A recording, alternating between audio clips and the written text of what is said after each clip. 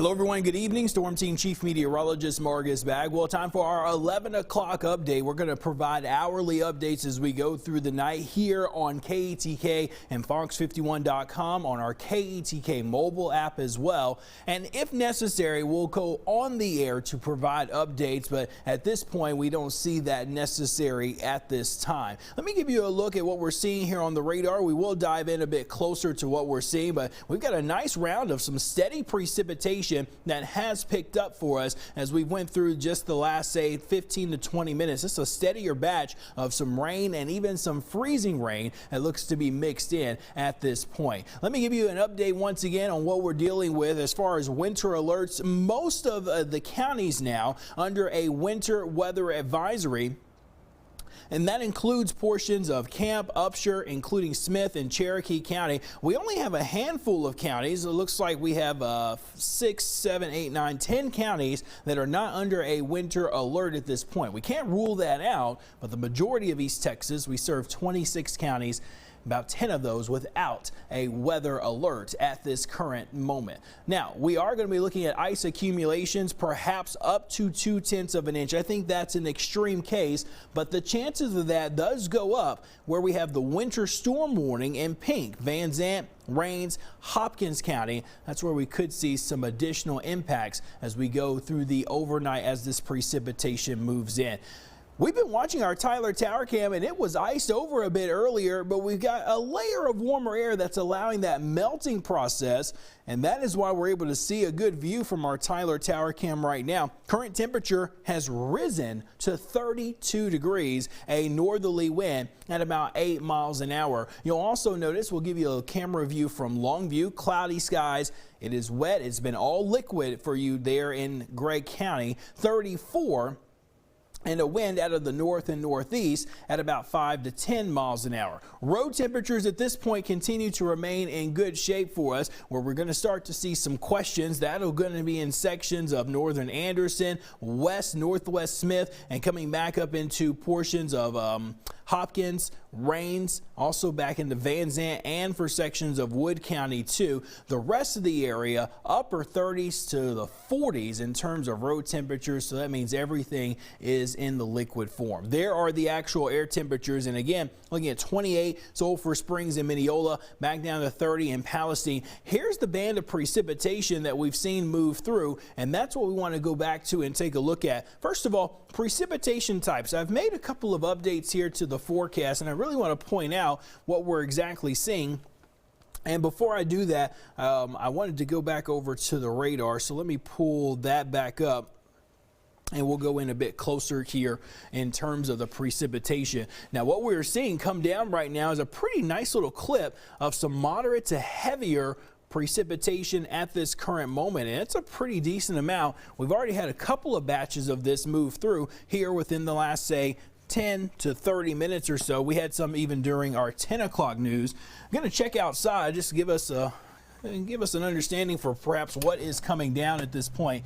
And at least from our vantage point here, it just looks like it's more so of a freezing mist, freezing drizzle, some light rain coming in through there as well. That is going to continue to move off to the north and to the northeast. So we'll continue to keep an eye on that. Again, if you're on an elevated surface or nearby to elevated surfaces, problems here can begin to arise. We had our Frank Jefferson out at Toll 49 in Old Jacksonville in our 10 o'clock broadcast. That road is blocked at this point. The tollway is not necessarily Old Jacksonville that comes from South Tyler into Gresham. It's the tollway itself, because that big overpass there is covered in ice at this point, and those are the problems that we're anticipated to see. We also had some problems back toward 155 near Lake Palestine, the bridge that goes across there for about 1/4 of a mile. Yeah, that area is being treated too. And we also had some reports coming in from the Gun Barrel City vicinity up near Cedar Creek Lake, 175 there,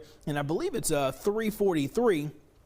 That's where they were looking at some additional road closures there also. But closer look here at the overall precipitation. Pretty steady amount, and at times this may be rain. This could even be some sleet or freezing rain mixed in with this, so we'll continue to watch this. And I think the concern is that roads are going to become less traveled as we go through the nighttime hours, and that may allow some of this precipitation to begin to stick more on some of those surfaces. But we've got to cool that road temperature down just a bit more. I'll widen out the view back into East Texas, and you notice where it's coming from, a very moist southwest upper airflow, and we've got more precipitation that is beginning to move in. Now farther off to the north and northeast, you'll notice here that the precipitation that's coming through, even for Gilmer, Dangerfield, portions of Camp County too, it may have some sleet or light freezing rain mixed in, but it's probably more so general rain that is coming down at this point and then stretching up into the Cass County area. You can also notice some of the lightning counts too. I'm not seeing any of this, at least at this point, in East Texas. This more so looks like it's in sections of Arkansas. They have had some of the more convective areas of wintry precipitation. That's where we see some of the steadier, heavier bursts of sleet that will come down. Can't rule out some of that here, but we're not anticipating that to really cause much of a concern across the East Texas area as far as thunder sleet and whatnot. Deep East Texas, just looking at some light showers that are passing through. Not too concerned about our southeast areas in terms of wintry precipitation. Okay, let's go back to this graphic. I want to show you precipitation types and put this together right after the 10 o'clock news. Really want you to note here that the greatest impacts are going to be in our northwest areas, but areas here will continue to see a wintry mix, including a light ice accumulation, and then off to the east, a rain to sleet mixture at this current point. We could nudge the area of pink maybe a little bit more to the east to encompass portions of Cass County. But I think at this time, safer bet is going to be to the west of Highway 271. All of this is just going to continue to evolve as we go through the overnight hours. It's definitely more of a dynamical situation, and we want to keep a close eye on this. Again, that's where some of our greatest impacts are anticipated. We go back and look at Futurecast. This is the same model now that you would see on the East Texas Storm Team app, or if you go to our interactive radar at ketk.com. Earlier today and yesterday, I was using the North American mesoscale model because it was handling the shallow cold air very, very well. And also I thought it was handling the precipitation spot on. I still think that model is, but if I can show you a model that you can have access to at home on the app, that's going to help you understand a bit more about how to prepare for this weather that's coming our way. Notice how the precipitation increases a bit more in its intensity across our west and northwest counties, and that freezing line just continues to hug through parts of Smith County back up toward Highway 271. That's why we've been stressing more areas west of 271 with a greater impact of some ice as we get into the overnight hours, and then it really begins to pick up closer to 4, 5, 6 a.m. for us tomorrow morning. Metroplex traveling probably not going to be encouraged at all because they've already had some problems. If you've got to go toward Waco, you're going to run into some problems there too, especially taking a lot of our back roads getting over toward Interstate 35. When we start the day at 6 a.m., we're probably looking at more so rain in East Texas compared to the freezing rain, but areas from Titus County, Franklin, really coming down into Wood, and maybe as far south as Anderson County, probably seeing some of the bigger impacts. 7 a.m., working its way to the northwest, and the freezing line is going to start to move to the northwest as well. But we're still looking at some light freezing rain in our northwest areas as we get toward midday and into the afternoon, while the rest of us will just see general areas of precipitation. So that's what we're going to have to keep a close eye on, where we could have some bigger impacts. I know we've got a host of delays in our northwest counties for tomorrow, but if that precipitation lingers, then we are talking about a greater impact and perhaps going from a delay to a cancellation. We'll just have to see how it all unfolds into tonight and during the day tomorrow. Very complex, and if I could use the term, a very fluid situation as we go through the next 12 to 18 hours or so. By tomorrow evening, showers are still around, but the precipitation beginning to let up as drier air is going to suck out all of this moisture. There still could be a brief changeover to perhaps maybe some light sleet, wintry mix in deep East Texas as the precipitation pulls away.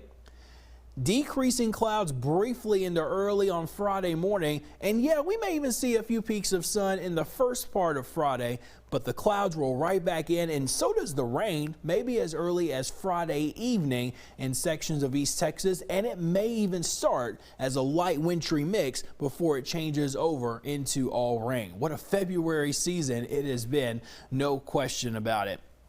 Back on the radar once again, there's the area of precipitation that is coming through here at this point. The heavier spots are now going to be downtown, off to the north and to the northeast. So Winona, Glade Water, you're seeing some of this heavier precipitation. It's probably some rain, but likely to have some sleet or freezing rain mixed in with it. And then you get back over into Henderson County. And we're also seeing some additional pockets of heavier precipitation that is coming through as well. So all of this coming together for us to still see the threat of wintry precipitation here in the East Texas vicinity. So we will continue to watch for this very closely. Again, I want to go back over to the temperatures. Here's where we stand at this time. We're looking at 33 Gilmer, Palestine at 30, 34 in Crockett, 28 Sulphur Springs and Mineola, and you factor in the wind chill with the northeast wind, it feels like the 20s for most of our area, lower to mid 30s down in sections of deep East Texas, so certainly much colder than the actual air temperature is. Last graphic here I want to show you, and I showed this during our 9 o'clock broadcast if you were watching there. Let me pull it in. There we go. Okay, put this into motion here. So this is a little bit more of the science inside the weather here, but it does give us a helpful understanding on what we are looking at. We are awaiting an additional disturbance to move in. We've got some waves of energy surrounding the upper level low that's located across southeast California heading into the Four Corners.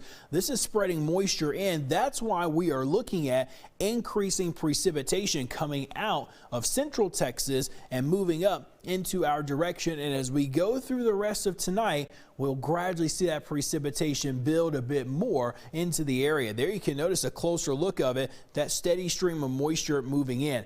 A couple of thousand feet above our head, the temperature is insanely warm. We're talking about 40s and 50s at that level, and that supports all liquid at that point. But as you come down to the ground, the temperature cools and gets below freezing, and then that liquid, as soon as it makes contact with a surface, whether it's an elevator,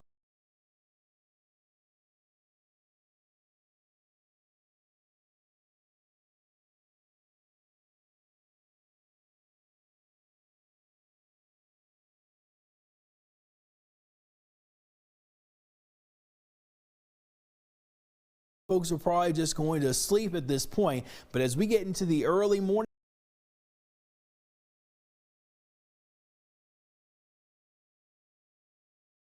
we'll probably start to see more reports coming in, and that's where we'll probably see an